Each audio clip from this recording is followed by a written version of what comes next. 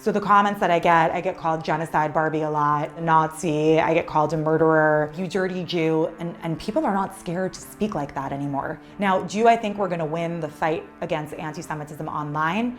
No, and it could be very, very defeating.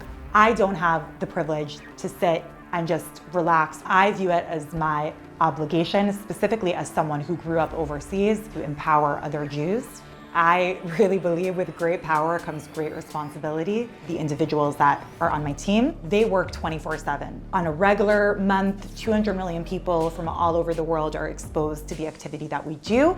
But since October 7th, we've reached about 4 billion people.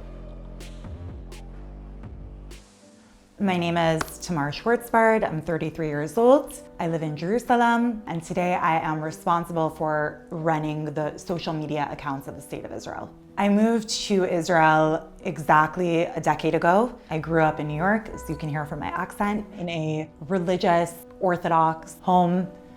My grandmother, my Bobby, was part of every single element of my life. She was hilarious. She was a beautiful, beautiful woman, very strong and stubborn. And she was someone who the Holocaust was always at the back of her mind. And she spoke a lot about what she experienced. And sometimes when you're a young kid, it's difficult to hear and it's difficult to understand.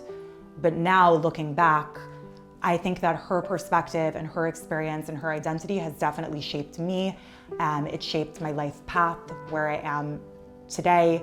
And I say, you know, I am part of this chain of Jews who have had to deal with denial for years, and individuals denying our history and trying to rewrite our history.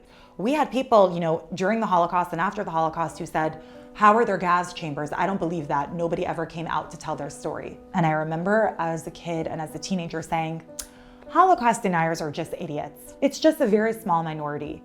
And in the wake of October 7th, I suddenly understood Holocaust denial for the first time. Look, it's been 6 minutes.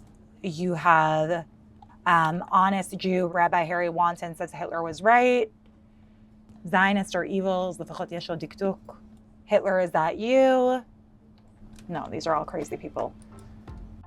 Managing the account of a country is quite the task. So we have a team of about 25 to 30 people. They manage all of the digital activity of the State of Israel. We're talking about 6 different languages. We have English, Hebrew, Russian, Spanish, Persian, and Arabic.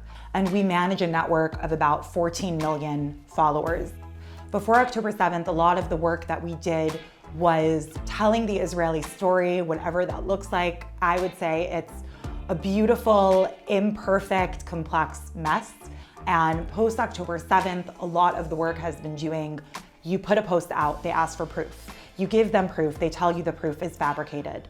You give them proof that's been evaluated by experts in the field. They're lying, they're connected to the Jewish lobby, they're connected to the Israeli lobby.